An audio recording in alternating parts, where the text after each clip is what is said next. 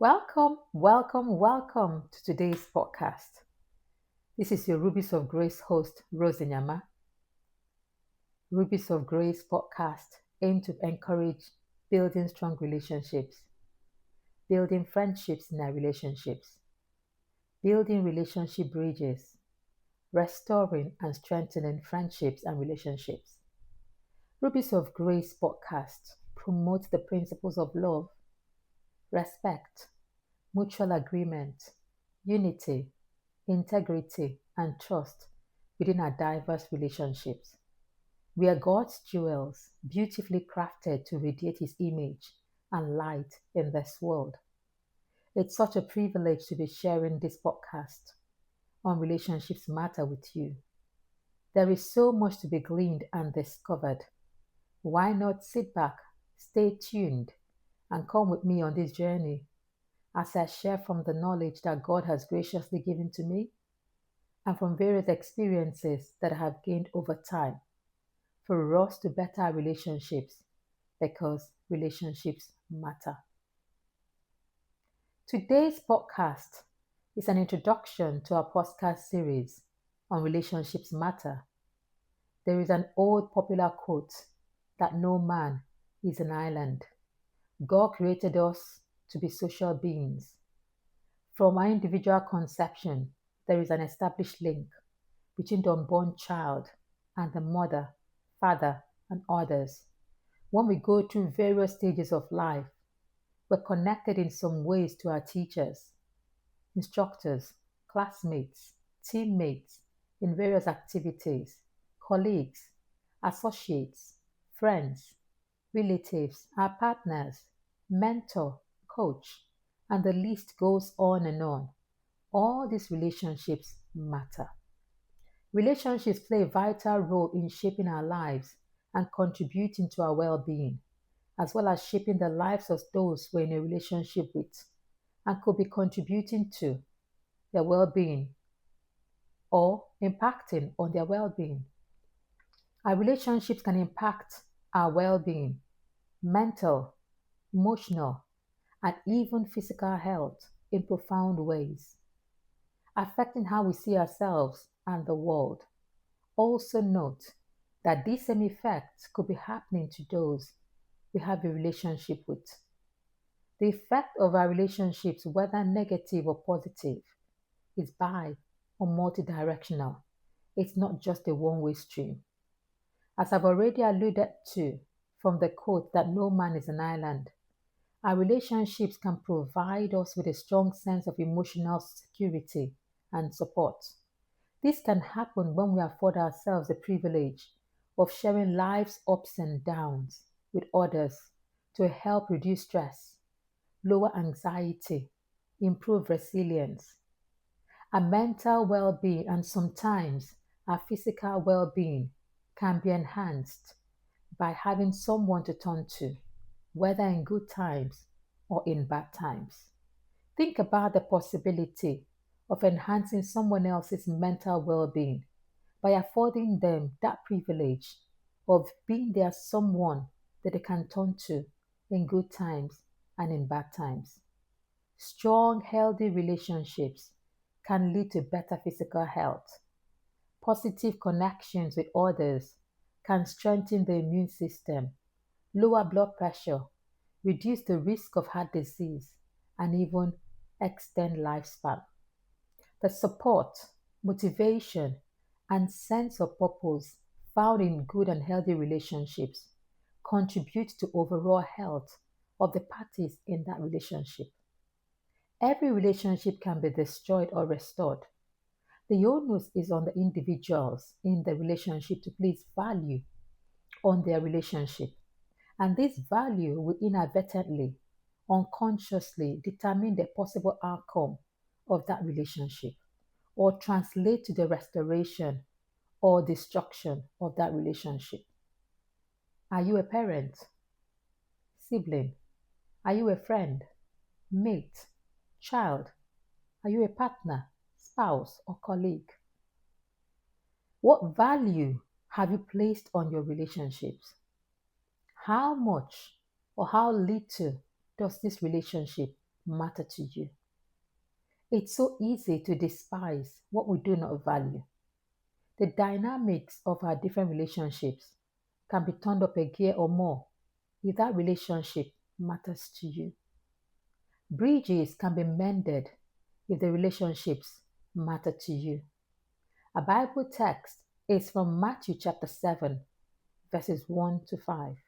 Reading from the Message Bible version, it says, "Don't pick on people, jump on their failures, criticize their faults, unless, of course, you want the same treatment."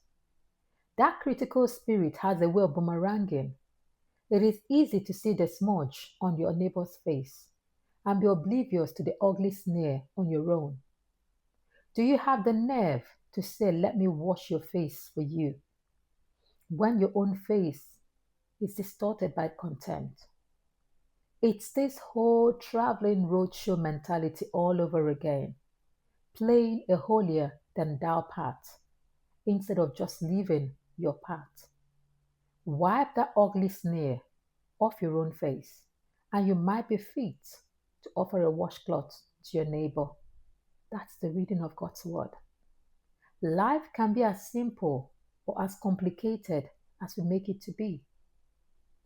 If we choose a life of being a full detective, we do not really need to go too far or look too far to unveil all manner of faults from others. And if the tables were to be turned such that the people that we have a relationship would become the four detectives, where do we stand? What will this actually look like for us?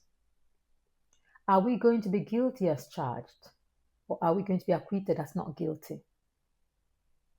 We can make a choice to desist or cease from picking on people, jumping on other people's faults or their failures, or criticizing their faults. We have been empowered to choose to change. Gone should be the times when we do not embrace change and make silly excuses such as, "That's just me. That is just the way I am." Is this really the way you are? Who created this default you? Are you created by God or have you created yourself? From Matthew chapter 7, verse 1, there is only one condition to remain you. And I mean that you that picks on other people. That you that jumps on the failures of other people. And that you that criticizes the faults of other people. Do you know what that condition is? That condition is that you want the same treatment. In all honesty to yourself, do you really want the same treatment? In verse 2 of our text, we're reminded that the critical spirit has a way of boomeranging. It will certainly come back to you. If you were the one criticized in the relationship or you were picked on, how did that make you feel? If you enjoy the feeling, then it may be okay for you. However, if you're unhappy with that feeling, then why do you subject others to the same feeling that you're unhappy with? In our relationships, when we pick on people, do we really want to be picked on for the same reason? When we jump on people's failures or their faults, will we gladly celebrate when people jump on our own failures or our faults? Do we really enjoy being criticized? Why then do we criticize other people? Paying a little attention to verse 4 of our text, can we reflect as we consider this question? Is your face distorted by contempt? You may ask me, what really is contempt? Contempt is the feeling that a person or thing is worthless or beneath consideration. Contempt is a disregard for someone that should be considered. Contempt is an action that displays arrogance. Contempt has damaging consequences in close relationships. It can erode trust, respect, and communication. Contempt can be very subtle indeed. It can be exemplified in thoughts or acts of despising or having a general lack of respect for someone.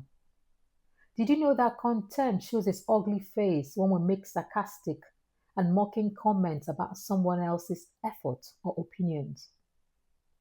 When we use hurtful names or terms to label someone, such as idiot, lazy, stupid, dumb, worthless, or even addressing them using a past experience that they are not proud to be associated with. When we laugh at their insecurities or struggles under the guise of humor, making them feel inadequate or small. When we call people out in front of others to embarrass or humiliate them, like pointing out a mistake they made in the presence of others, and they may not appreciate this. When we criticize their efforts or achievements publicly in a way that exaggerates their flaws or their shortcomings, when we disregard their opinions or treat them as less intelligent or less capable, when we refuse to take someone else's concern or feeling seriously by saying things like, you're overreacting, or that's not important right now, thereby undermining their feelings. When we deliberately violate or ignore someone else's boundaries as a way to show our dominance or our superiority, such as by repeatedly talking over them or interrupting them and not wanting to patiently hear them out.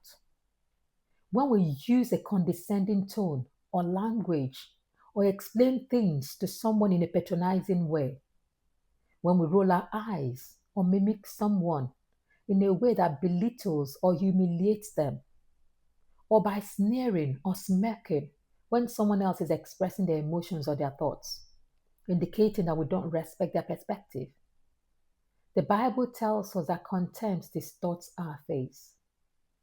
If you show contempt to other people, then it is fair to say that your face is distorted, your face is twisted, your face is warped, bent, or deformed.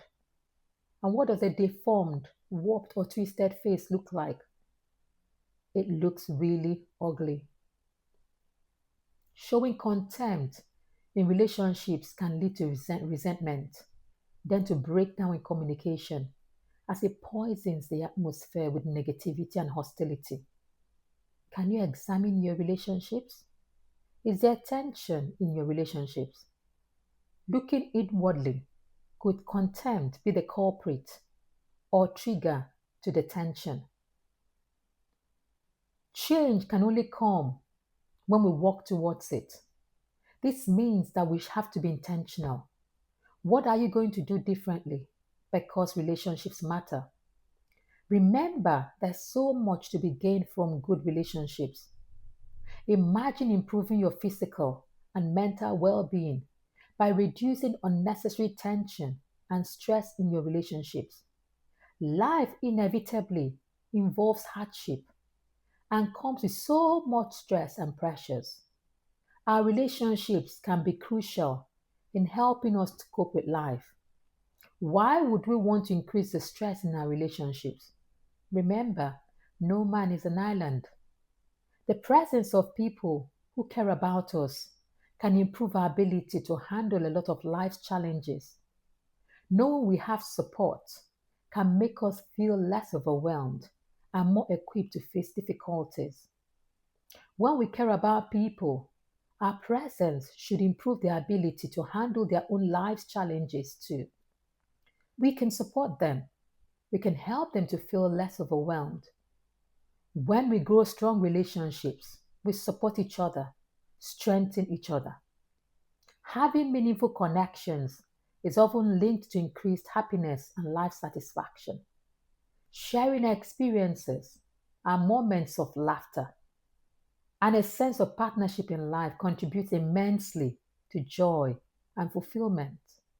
These positive moments build a foundation for a happier life. I do hope that today's podcast will ignite a desire to nurture your relationships and consider areas in your relationship where you need to make a change. when you need to adapt or perhaps add more juice. Tune in for more. Until next time, do your best because relationships matter.